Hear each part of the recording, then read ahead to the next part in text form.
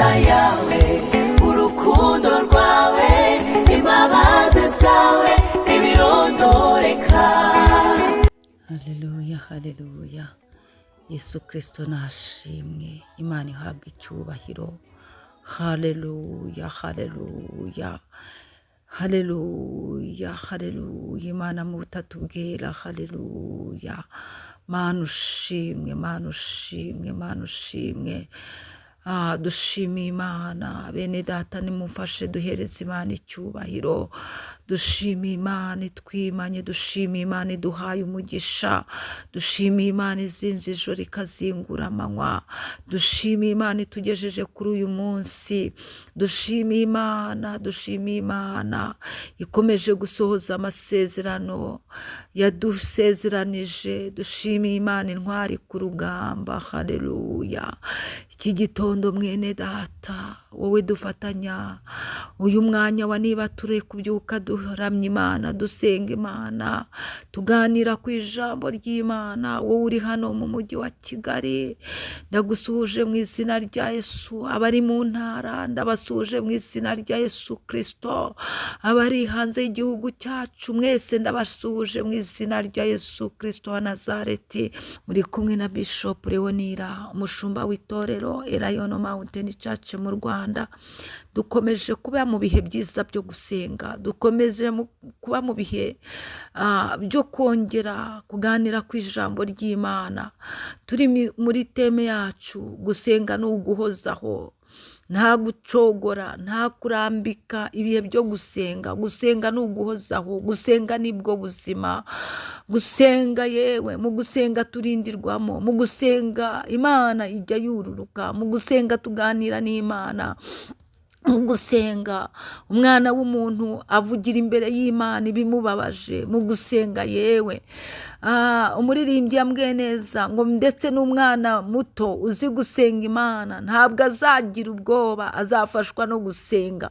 Gusenga rero birafasha. Gusenga, gusenga, gusenga, gusenga. Mu gusenga umuntu umutwaro umuva ku mutwe, ku mugongo. Mu gusenga, mu gushaka Imana twuzuzwa imbaraga z'Umwuka wera. Imana ishimwe. Gusenga ni uguhozaho. Nk'uko wumva warya buri munsi, no mu buryo bw'Umwuka wera umukristo agomba gusenga. Gusenga ni uguhozaho. Ni byiza yuko wumva muri wowe, muri gahunda ugira, mu gihe gito ugira, ariko ujye ushyiramo umwanya w'Imana. Uvuge ngo Imana yanjye ngomba kwihererana nayo, nkaganira n'Imana, haba mu gusoma Bibiliya, haba mu gusenga se, haba mu kuramya Imana. Gusenga uramya Imana, gusenga usoma ijambo ry'Imana, gusenga uyishima, ukagira muri wowe umwanya wo gusenga Imana, ukagira umwanya wo kwiyereka Imana, ukagira umwanya wo kuganira n'Imana. Imana ishimwe cyane. Mu gitondo numva inyoni ziririmba, zihimbaza izina ryawe Mwami, nanjye ndaririmba kugira neza kwawe, ineza yawe ntirondoreka. Nyemerera rero muri iki gitondo turi muri teme yacu yitwa gusenga, kari uguhozaho. Reka dusome igitabo cya Danieli. Danieli, igitabo cy'umuhanuzi Danieli, ibice 9. Turavuga ku murongo wa 20. Reka duhere kuri 20. Titire y'ijambo handitse ngo iby'ibyumweru 70. Hanyuma duhere kuri 20 umurongo handitse ngo nuko nkivuga nsenga natura ibyaha byanjye n'iby'ubwoko bwanjye bw'Abisiraheli, kandi ntakambira Uwiteka Imana yanjye kubw'umusozi wera w'Imana yanjye. 21. Ngikomeje gusenga. Turi muri teme yitwa ko gusenga ari uguhozaho. Umva uko Daniel avuze, ngikomeje gusenga. Umugabo Gaburiyeli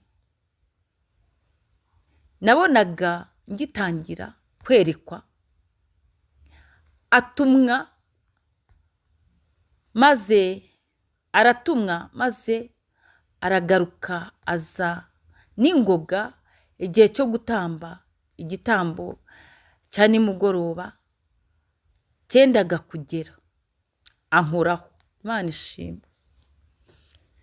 Iri ni ijambo risobanutse ngo Daniyeli we yakomeje gusenga. Mu gusenga kwe hari icyo yavuze ngo yarasengaga ngo akatura ibyaha bye n'iby'ubwoko bwe bwa Isiraheli. Bigusobanukire neza ko mu gusenga ugomba kubanza kwihana, ukatura ibyaha byawe byose, ukamenekera Imana, kuko Imana n'ubundi bibireba. Ariko iyo uri kwatura nawe uba wumva ubabajwe n'uko ibyo byaha wabikoze. Ngo Daniyeli we yaturaga ibyaha bye, kandi wibuke ko Daniyeli marayika w'umwami Imana yamuzijeho Gaburiyeli, aramubwira ngo Daniyeli mugabo ukundwa. Imana ishimwe.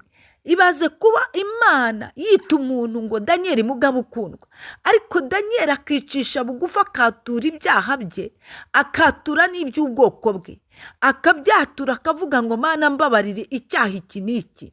Nawe biragukwiye kujya imbere y'Imana nk'uko turi muri iyi teme yacu yitwa gusenga ni uguhozaho, ukatura ibyaha byawe, ukatura iby'ubwoko bwawe. Mubyeyi, ukatura ibyaha byawe, ukatura iby'umugabo wawe n'abana bawe, ukatura iby'umuryango wawe wose, ukatura ugasaba Imana imbabazi. Iyo watura ibyaha uba uri gusaba imbabazi z'ibyaha wakoze, uba uri gusaba imbabazi z'ibyaha umuryango wawe wakoze, ukatura ibyaha. Nuko ngo Daniyeli we ngo arakomeza arasenga, ariko ngo arasenga ngo asenga yatura ibyaha bye n'iby'ubwoko bwe. Imana ishimwe. 21 ngo ngikomeje gusenga, Imana ishimwe, umugabo wa Gaburiyeli ngo nabonaga. Imana ishimwe. Iyo ukomeje kuba mu bihe byo gusenga, iyerekwa wagiraga ugikizwa, iyerekwa wagiraga ucyuzuzwa umwuka wera, ukibatizwa mu mwuka wera, iyerekwa wagiraga icyo gihe rirongera rikagaruka. Ngo Daniyeli ngo ngikomeje gusenga, ngo umugabo Gaburiyeli nabonaga iyerekwa yagiraga mbere rirongera riragaruka. Imana ishimwe. Imana ihabwa icyubahiro. Ngo maze aragaruka Gaburiyeli, ngaragaruka ngaza n'ingoga. Imana ishimwe. Ndinginga ngo muri iki cyumweru imbaraga z'Imana zikugarukeho n'ingoga. Imbaraga z'Imana zigaruke muri wowe, wongere wumve unejejwe n'ibihe byiza byo gusenga, wongere wumve wuzuye imbaraga z'umwuka wera. Ngo nuko ngo Gaburiyeli ngo nabonaga iyerekwa yabonaga, ibihe byiza yagiraga, umutima mwiza yari afite ugitangira gukizwa. Ngo nuko aragaruka. Icyama ibyo bihe byawe byiza bya kera bikakugarukamo mu izina rya Yesu, kubwira ijambo ry'Imana muri iki gitondo, kandi ugakomeza gusenga. Kuko Daniyeli, impamvu Gaburiyeli yagarutse ngo nuko yari akomeje gusenga. Ngikomeje gusenga, niko Daniyeli yavuze, ngikomeje gusenga. Umugabo Gaburiyeli nabonaga ngitangira kwerekwa. Imana ishimwe. Imana ihabwa icyubahiro. Aratumwa. Imana igire rata uburyo ibikora mu mbaraga zayo, yohereze marayika Gaburiyeli, yohereze Mikayeli, atumwe mu kirere cyawe akurwanirire. Gaburiyeli agutumweho azane mesaje zawe mu izina rya Yesu Kristo. Imana ishimwe. Ijambo ryarangije rivuga ngo Gaburiyeli amaze gutumwa rero nta kindi yakoze. Ngo hari mu masaha yo gutamba igitambo cya nimugoroba, ngo nta kindi rero Gaburiyeli yakoze, ngo yamukozeho ankoraho. Imana ishimwe. Imana ihabwa icyubahiro. ankoraho.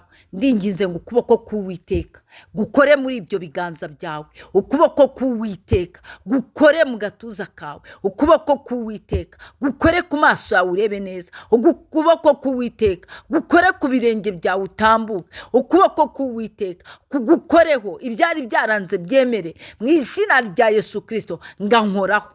Imana ishimwe, ndashaka ko Imana igukoraho, ukuboko k'Uwiteka kugukoreho, urugingo rwawe rutakoraga neza mu izina rya Yesu, ukuboko k'Uwiteka kugukoreho. Shalom shalom, muhahe muronke mugendane n'Imana, Uwiteka kunkorereho mu izina rya Yesu. ineza yawe